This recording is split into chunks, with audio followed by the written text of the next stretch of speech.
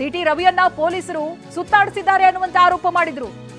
ಭದ್ರತೆ ದೃಷ್ಟಿಯಿಂದ ಹೊರಗಡೆ ಕರ್ಕೊಂಡು ಹೋಗಿದ್ರು. ಟಿವಿ9ಗೆ ಪೊಲೀಸ್ ಆಯುಕ್ತ ಎಡಾ ಮಾರ್ಟಿನ್ ಹೇಳಿಕೆಯನ್ನ ಕೊಟ್ಟಿದ್ದಾರೆ. ಯಾಕೆ ಸುತ್ತಾಡಿಸಿದ್ವಿ ಅನ್ನುವಂತ ವಿಚಾರಕ್ಕೆ ಅವರು ರಿಯಾಕ್ಷನ್ ಕೊಟ್ಟಿದ್ದಾರೆ. ನಿನ್ನೆ ಖಾನಾಪುರ ಪೊಲೀಸ್ ಠಾಣೆಗೆ ದೂರನ್ನ ನೀಡಿದ್ದಾರೆ. ಅದಾದ ನಂತರ ಏನೇನಾಯ್ತು, ಅಲ್ಲಿಂದ ನಮ್ಮ ವ್ಯಾಪ್ತಿಯ ಠಾಣೆಗೆ ದೂರು ಬರಲಿದೆ.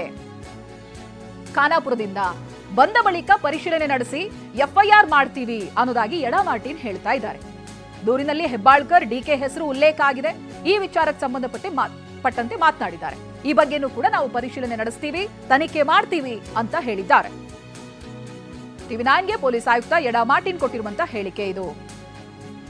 ಇವರನ್ನ ನಮ್ಮ ಪ್ರತಿನಿಧಿ ಸಹದೇವ್ ಮಾನೆ ಮಾತನಾಡಿಸಿದ್ದಾರೆ. ಆ ಸಂದರ್ಭ ಏನ್ ಹೇಳಿದ್ರು ಎಡಾ ಮಾರ್ಟಿನ್ ಅವರು, ಬನ್ನಿ ನೋಡೋಣ. ಜೊತೆಗೆ ನಗರ ಪೊಲೀಸ್ ಆಯುಕ್ತರಾದಂತಹ ಎಡಾ ಮಾರ್ಟಿನ್ ಅವರಿದ್ದಾರೆ, ಅವ್ರನ್ನ ಮಾತಾಡ್ತೇನೆ. ಸರ್, ನಿನ್ನೆ ಸುವರ್ಣಸೌಧದಲ್ಲಿ ಆದಂಥ ಘಟನೆ ಬಗ್ಗೆ ಏನಾದರೂ ಎಫ್ಐಆರ್ ಆಗಿದೆಯಾ? ಸರಿಕೆ ಯಾವುದೂ ಆಗಿಲ್ಲ. ನಿನ್ನೆ ಅವರು ಖಾನಾಪುರ ಸ್ಟೇಷನ್ಗೆ ಒಂದು ಕಂಪ್ಲೇಂಟ್ ಕೊಟ್ಟಿದ್ದಾರೆ ಮತ್ತು ಖಾನಾಪುರ ಇನ್ಸ್ಪೆಕ್ಟರಿಂದ ಒಂದು ಎಂಡೋರ್ಸ್ಮೆಂಟ್ ಅವ್ರಿಗೆ ಕೊಟ್ಟಿದ್ದಾರೆ. ಸೊ ಬಹುಶಃ ಅವರು ಮತ್ತು ನಮಗೆ ಕಲಿಸ್ತಾರೆ. ನಮಗೆ ಬಂದ ಮೇಲೆ ನಾವು ಎನ್ಕ್ವೈರಿ ಮಾಡ್ತೀವಿ. ಸರ್, ಅಷ್ಟು ದೊಡ್ಡ ಮಟ್ಟದ ದಾನ್ಲೆ ಆಗಕ್ಕೆ ಏನು ಕಾರಣ? ಅದು ಸೆಷನ್ದಲ್ಲಿ ಯಾವುದು ಘಟನೆ ಆಗಿದೆ ಅಂತ. ಸೊ ಇದು ಕೂಡ ಎಲ್ಲ ಫುಲ್ ನಾವು ವಿಚಾರ ಮಾಡ್ತೀವಿ. ಪ್ಲ್ಯಾನ್ ಮಾಡ್ಕೊಂಡು ಬಂದಿದ್ರು, ನನ್ನನ್ನು ಹೊಡೆಯಕ್ಕೆ ಬಂದಿದ್ರು, ಅದು ಎಲ್ಲ ನಾವು ವಿಚಾರ ಮಾಡಬೇಕು. ಸೊ ಅದಕ್ಕೆ ಅಷ್ಟು ಫುಲ್ ಮಾಹಿತಿ ಇರಲಿಲ್ಲ ನನ್ನ ಹತ್ರ.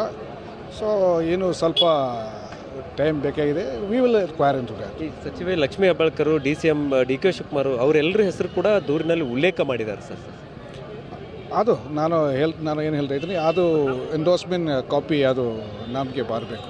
ಸರ್, CT ರವಿ ಅವರ ಪ್ರಕರಣಕ್ಕೆ ಸಂಬಂಧಪಟ್ಟಂತೆ ನಿನ್ನೆ ಇಡೀ ರಾತ್ರಿ ಅವ್ರನ್ನ ಸುತ್ತಾಡಿಸಿದ್ರು ಅನ್ನುವಂಥದ್ದನ್ನು ಸಾಕಷ್ಟು ಚರ್ಚೆ ಆಗ್ತಾ ಇದೆ.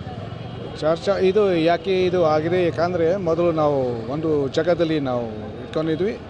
But many people got it. So ಅವರ ಸೇಫ್ಟಿ ಸಲುವಾಗಿ ನಾವು ಬೇರೆ ಕಡೆಗೆ ನಾವು ಶಿಫ್ಟ್ ಮಾಡಿದ್ವಿ. ಸೊ ಇದಿಷ್ಟು ಸದ್ಯ ಈಗ ನಗರ ಪೊಲೀಸ್ ಆಯುಕ್ತರ ಮಾತು. ಕ್ಯಾಮ್ರಾಮನ್ ಸದಾಶಿವ ಜೊತೆ ಸಹದೇವ್ ಮಾನೆ, ಟಿವಿ9 ಬೆಳಗಾವಿ.